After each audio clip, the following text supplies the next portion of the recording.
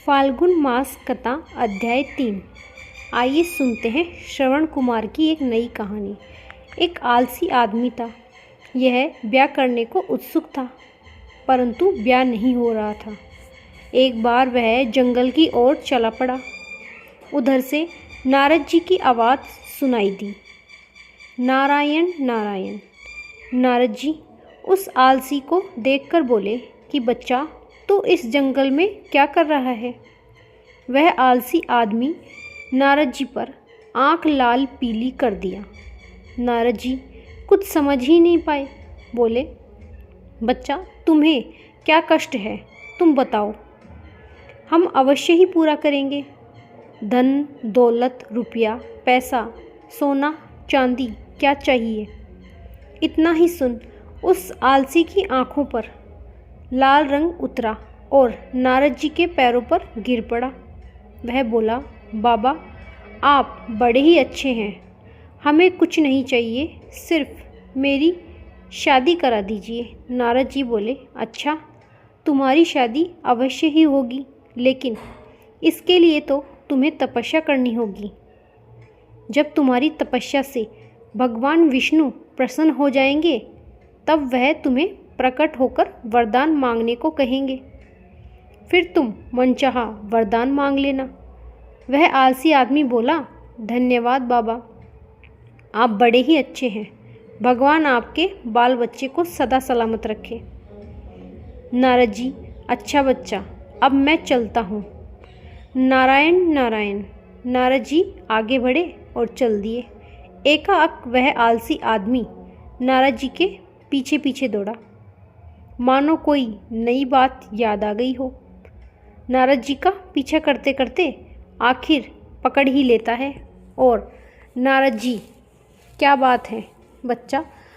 बाबा, एक बात तो मैं भूल ही गया, मैं तपस्या कैसे करूँगा और क्या बोलूँगा? नारद जी, सुनो बच्चा, भगवान विष्णु को प्रसन्न करने के लिए एक मूल मंत्र है, कमल दल लोचन। लेकिन सावधान, इस मंत्र को लगातार 3 महीना कहना है। इसका उच्चारण रुकना नहीं चाहिए। यदि रुक गया तो समझो तपस्या भंग हो गई। फिर तुम्हें कभी शादी नहीं मिलेगी, ना होगी, और जीवन भर कुंवारा रह जाएगा। वह आलसी बोला, नहीं बाबा, अगर हमारे शरीर पर आकाश भी टूट पड़ेगा तो भी मैं मंत्र पढ़ता ही रहूँगा, नहीं तोड़ूंगा। अब यह आलसी उसी जंगल में बैठकर तपस्या करने लगा। दिन रात कमल दल लोचन, कमल दल लोचन, कमल दल लोचन। इस मंत्र को काफ़ी तेजी के साथ और रोज़ पढ़ता जा रहा था। याद रखें, जरा आप भी सुनकर देखिए, यह एक पेड़ से सटकर तपस्या कर रहा था। मंत्र को पढ़ते पढ़ते नींद आ गई और यह मंत्र बोलना बंद कर दिया। फिर लगा झपकी मारने और करीब 2-2.5 घंटे के बाद उसकी आंखें खुली। आंख खुलते ही वह घबरा गया और चारों तरफ देखा और मानो कुछ ढूंढने लगा हो। साथियों, यह मंत्र ही भूल गया। अब यह छटपटा रहा था कि मैं कौन सा मंत्र पढ़ रहा था, और याद करने लगा, हे भगवान, जल्दी याद आ जाओ, वरना मेरी शादी रुक जाएगी। तभी वह आलसी एकाएक मुस्कराया।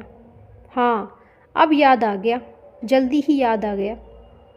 फिर उसी पेड़ के नीचे ध्यान लगाकर बैठ गया फिर से और लगा मंत्र पढ़ने। धपचन धपचन धपचन और धपचन धपचन कहते हुए बोलने लगा। कमल दलोचन भूल गया और बदले में याद आ गया, धपूचन धपूचन। अब इसी मंत्र का रट लगा दिया।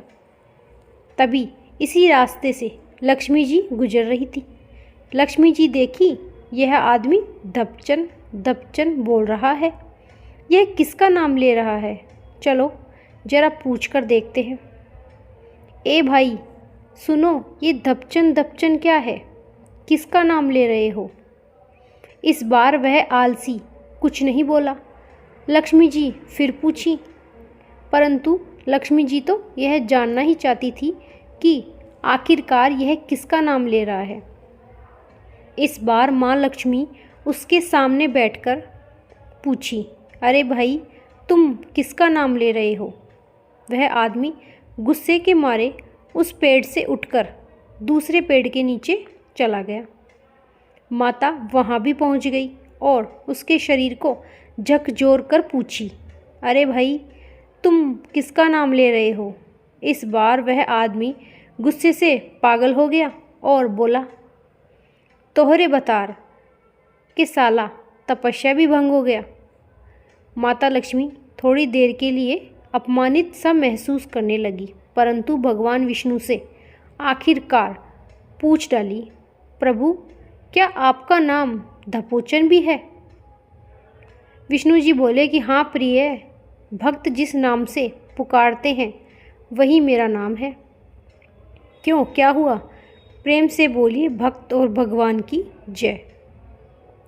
फाल्गुन मास कथा अध्याय 3 समाप्त। राधे राधे।